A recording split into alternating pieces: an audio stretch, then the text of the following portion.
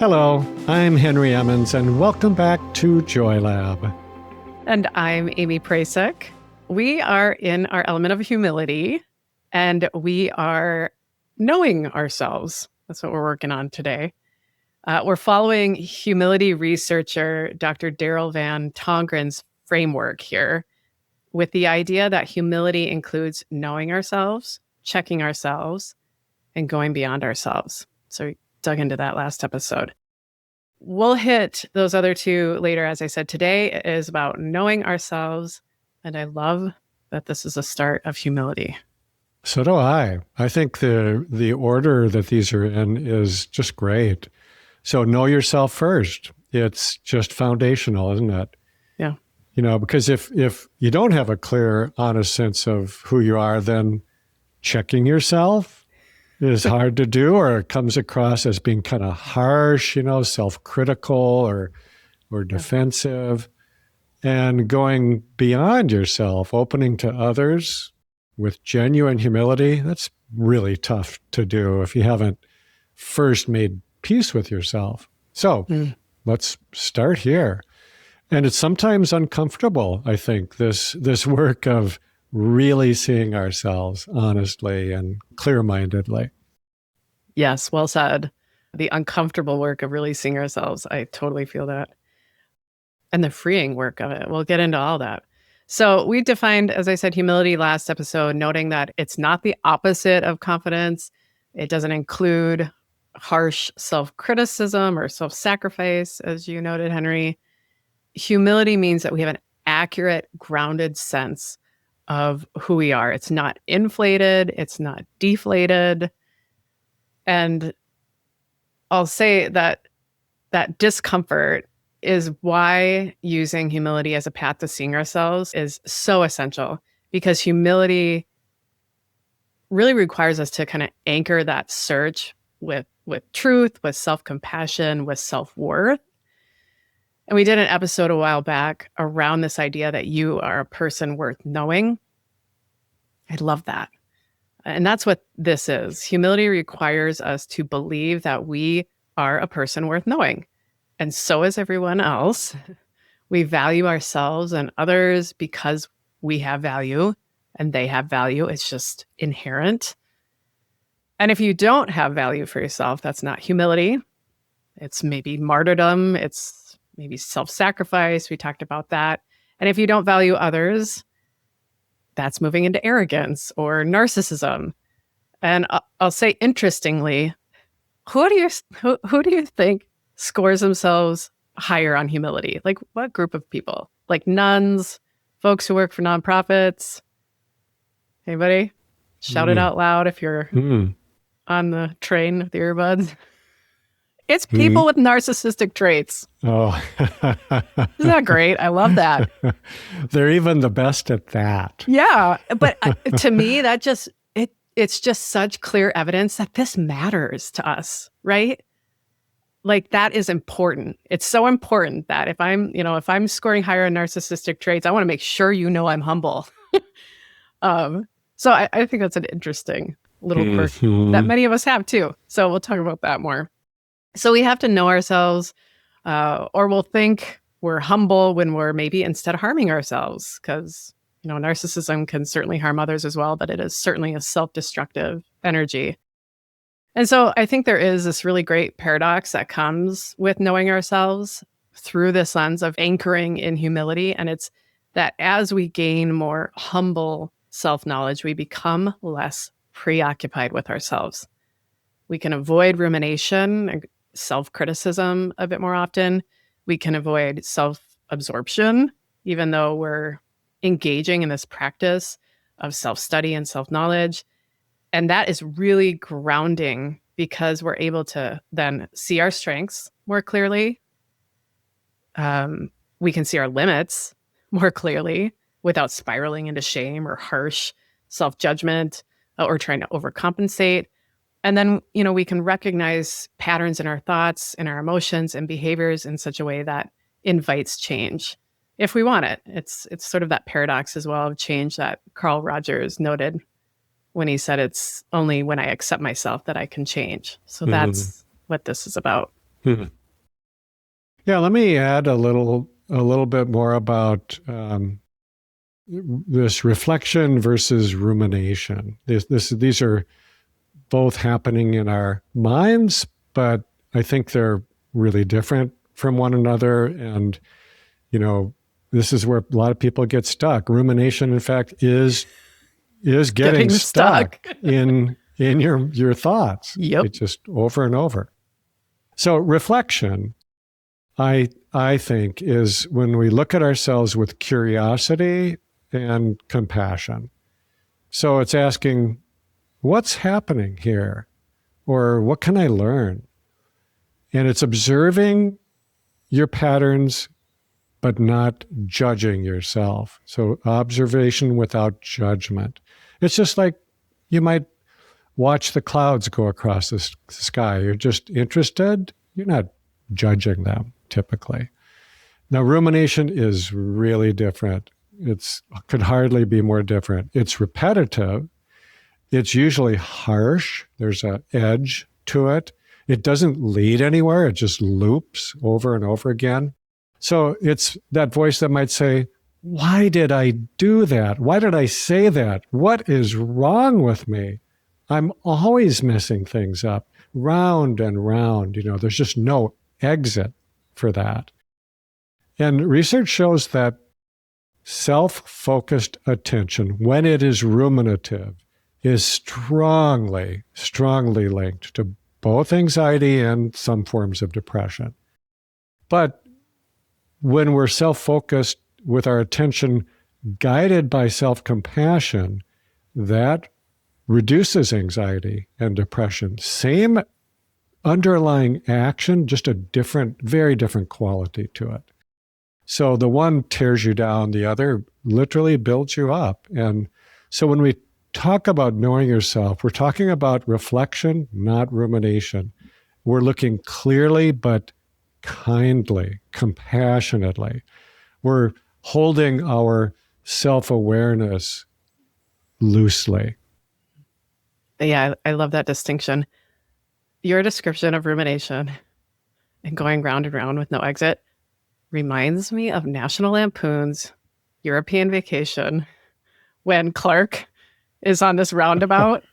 That's common, and it was common in Europe at the time, but not so much in the US.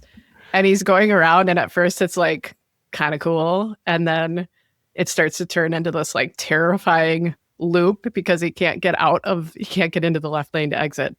And they're there for like 8 hours. The kids are sleeping in the back, and he just keeps looping and looping because he can't get to an exit.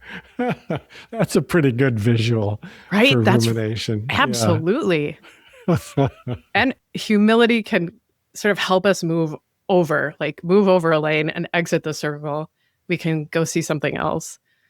Last episode, I noted that there are 4 types of humility: relational, intellectual, cultural, and existential. And I like these types because it can help us kind of assess our humility, where it might be showing up or maybe not so much showing up in these kind of domains of our life. And with knowing ourselves, I think it can really help us to tap into that relational type of humility, how we hold ourselves in relation to others. Because knowing ourselves is also about right-sizing ourselves. That's a term that Van Tongeren uses. I really like that, right-sizing ourselves. I like that too. Isn't that good? Right-sizing ourselves. Yes, it's very good. Yeah, it's empowered. Like, it's, not inflated, not deflated. So there's, at that essence, it's like holding yourself with respect and gratitude and compassion, not below, not above others. That is self-knowledge. And right-sizing can be tough. There's 2 obstacles I'll note here that I think can trip us up. The first is sometimes known as the idealized self. And the idealized self is really that best version that you have of your future self. It's the person you want to be with all the qualities and traits and abilities that you want, which is not a bad thing, this kind of vision, to work toward it. Carl Rogers' work with self-concept made clear that the idealized self is sort of like part of who we are and what we do. it can be really good to have these kinds of aspirational ideas about ourselves. They can be motivating. They can keep us growing. But Rogers and others also talk about incongruence or discrepancies, the difference between your real self and your idealized self. When that space is really big, then that idealized self may not be motivating anymore. It might be deflating to think about how far you are from some sort of out there perfect version of yourself. So we have to be aware of who we are truly and what we're envisioning, which means as well, knowledge of how we formed that idealized self. Was it based on media messaging or some glossy social media version influencer? Was it based on harsh expectations from a parent? So it's easy to let these types of pressures craft an idealized self that is just not realistic or meaningful, that resonates. We can adopt other folks' lives, hoping we'll receive the attention or recognition that they're getting or the approval from that parent. And this can be really detrimental. I think a lot of us have felt that kind of disconnect, sort of feeling lost in our own lives, chasing after something, that idealized self in a kind of endless traffic circle.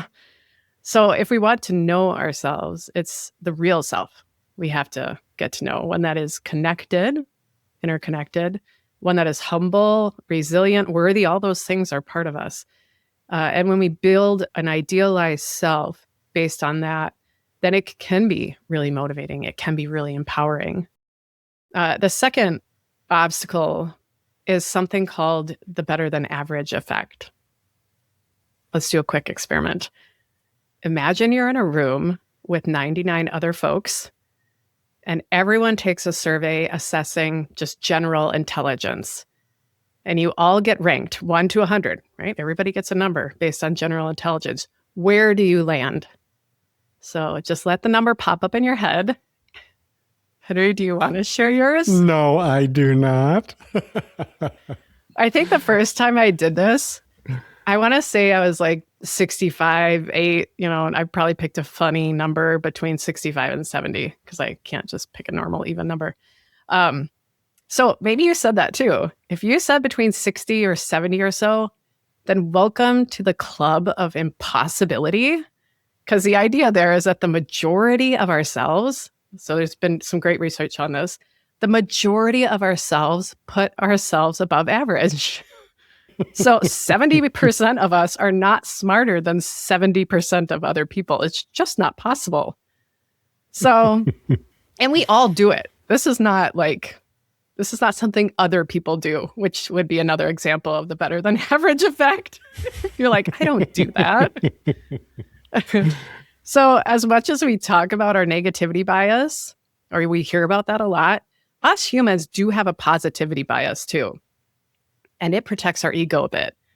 And it's not necessarily a bad thing. Just as a negativity bias isn't necessarily a bad thing, but we need to be aware of it. Because if we aren't, we can easily inflate ourselves. And again, it's not about shrinking or downsizing ourselves. It's about right-sizing ourselves. It allows us to see our strengths and utilize those, and to see where we're not so strong, weak even, and decide if we want to strengthen in that area. And maybe not, because we can't improve on everything. We can't be above average on everything. So it's essential to be honest so you can decide where to put your energy. Mm-hmm. And I bet there are some folks who would put themselves at 34% or something like that. And right sizing then might be, moving somewhere up that scale. Yes, absolutely. Right sizing. Yep. What you're saying, Aimee, about being better than average and even being, this idealized self reminds me of a common trap I think a lot of us fall into, which I'll just frame as the need to be special, to stand out. And sometimes I think that comes from hearing over and over again as a child that you're special, or it might just be that we're competitive by nature, and so you want to be better than others. But I think ultimately it hides a sense of inadequacy that will never, ever be filled by becoming more special, because it's not really what it's all about. So knowing this about ourselves can be kind of tricky, because it's a very short step from acknowledging this sense of inadequacy to beating ourselves up about the fact that we have that sense of inadequacy. So we have to be very, very gentle, have, compassionate eyes when we see this kind of truth about ourselves. So that brings me to one more obstacle I want to add. The harsh inner critic that masquerades as self-awareness. Oh, yes. Yeah. So a lot of us can relate to this, that we have this internalized voice that might have originally been the voice of a parent, a teacher, our culture, maybe a coach, a voice that is constantly evaluating and finding us lacking in some way. Trouble is, we mistake that voice for honest self-assessment. We might think, I'm being humble. I'm seeing my flaws clearly. But there is nothing humble about beating yourself up over something like this. Yeah. That is just the ego turned inward, still making everything about you, still insisting you should be something other than what you are. And true humility does not beat you up for falling short. It simply acknowledges, this is where I am right now. This is what I'm working with. No drama, no shame, just honestly and holding ourselves gently. I love Dr. Kristin Neff's note that self-compassion is the foundation of honest self-awareness. And she says that that's the case because you can look at yourself clearly when you're not afraid of what you'll find. I think that's so true. So this self-knowledge, this pursuit of knowing ourselves really has to be grounded in that self-acceptance and that self-compassion to dampen some of those fears and to face what we still have fear about with love and support. Well, I think a lot of people may avoid this work of self-knowledge because of being afraid of what they'll find. And, that kind of makes sense. If you're not sure you can be kind to yourself with what you discover, then it's safer not to look. But here's what I believe. I think you can start small. You don't have to dive into your deepest wounds or your biggest failures. You can start with, something manageable, a minor shortcoming, a small pattern or habit that you've noticed that you'd like to change. And when you look at it, practice just observing it without the need to jump in and fix it or judge it. Either of those things. Set them aside. So you just say, oh, there's that thing I do. Interesting. Kind of like you're a curious scientist studying just an interesting phenomenon. Not that you're a prosecutor building a case against yourself, which is what we often do. So that gentle curiosity creates a sense of safety. And in that safety, it's really possible to practice honest self-knowledge. I love that a prosecutor building a case. That just nails it. Oh my God. I feel that when I get stuck in rumination and self-criticism, that energy of trying to get all the evidence to support your case of how you screwed up or how you're not worthy or also feeling like you have a jury and they're about to judge you. And there's even some sort of righteousness or validity that we sort of get sucked into, this idea that the process is worth it. Like this whole thing needs to happen for justice to be served, for me to be a better person. Whew. Yeah. Let's exit the traffic circle. It just keeps us stuck. So, the opposite of that, though, is not to stick our heads in the sand to ignore our inner world, never introspect. It's to take a different approach, as you're just sharing so well here, Henry, to get more curious, to support it with self-compassion. It's so much more effective. I'll say as well, and this will link to next week, if there is a loving, supportive person in your life who you would like to take some constructive feedback from, I think it can be really helpful in this pursuit of knowing oneself. It's also a powerful practice in humility, like directly. So be thoughtful about the questions you ask and who you ask as well for some of that constructive feedback, because you want it to be honest and you want it to be given in such a way with self-compassion, with support, so that it can enrich you. For example, I told a story on the pod a while ago when my friend had called me out for being late to stuff. And I told her that I was never late to stuff that matters. And I said, clearly I was missing the point. I came to recognize that that was off the mark. The other half of the story, though, that I didn't tell was that not long after that, I asked my friend if being late to stuff had hurt her feelings. And she said yes. And she noted that it wasn't because I was perpetually late to stuff or to everything, really. It was that I was actually on time to lots of other stuff that apparently mattered more to me than spending time with her or respecting her time. Ugh. So that was the feedback that I both did not want to hear, but also knew probably that was coming. Yeah, so it was hard to hear because also I hadn't felt like that was sort of conscious for me, like making those kinds of assessments in my head. But she wasn't wrong. And she was helping me to sort of bring that up, to bring that into consciousness. And she wasn't being rigid about it. It was fair feedback. It certainly was happening. So I had to take that in with a lot of self-compassion because it was almost out of my awareness at the time, I think. So, I needed that self-compassion, both to be apologetic to her, for sure, and gentle with my own realization that I had just kind of missed this. I missed the ball on that one. So that feedback actually enhanced my self-awareness, which is part of the point here. And now that I have that self-knowledge, I am perfectly on time. I was late to our recording session today. I was going to say, Aimee. But I texted you and told you why. You sure did. Well, I am way better at it than I was in the past. I'm way more respectful, but I'm open to feedback on that, Henry. If you'd like to do that off the mic, we can have a conversation.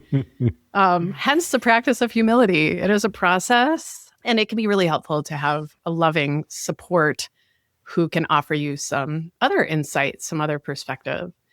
And I'll add as well, it feels really good to actually make my decisions in that way. So like to not just focus on my time schedule, my to-do list, my interests, that sort of heavy self-focus. It's just too much me in there. When I'm thinking of other folks' time, then it just opens my world up immediately.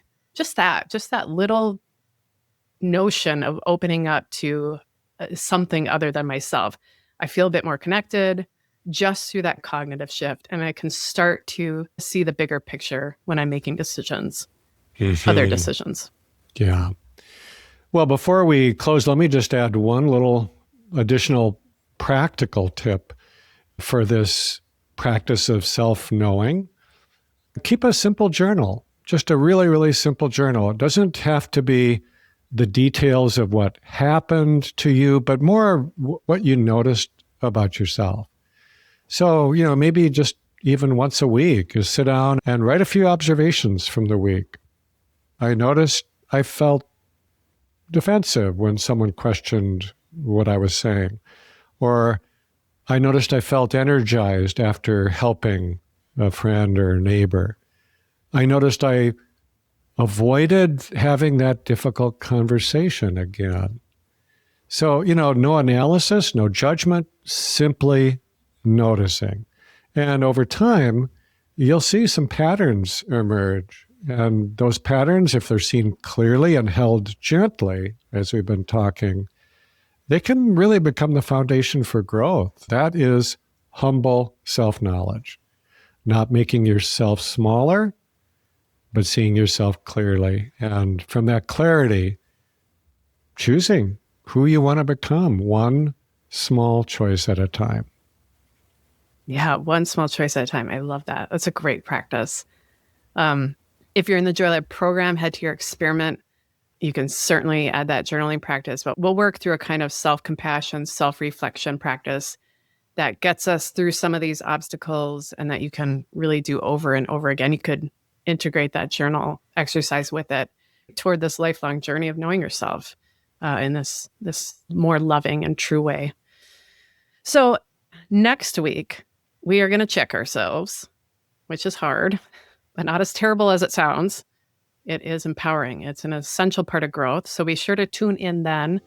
Until then, I want to leave us with some wisdom from Aristotle, who said, or wrote, I don't know if it's a direct quote from Aristotle, you guys. No, Aristotle wrote stuff down. It was Socrates who didn't. Whew, I'm going off on a detour. Here it is. Knowing yourself is the beginning of all wisdom. Thank you for listening to the Joy Lab podcast. If you enjoyed today's show, visit joylab.coach to learn more about the full Joy Lab program. Be sure to rate and review us wherever you listen to your favorite podcasts. Please remember that this content is for informational and educational purposes only. It is not intended to provide medical advice and is not a replacement for advice and treatment from a medical professional. Please consult your doctor or other qualified health professional before beginning any diet change, supplement, or lifestyle program. Please see our terms for more information.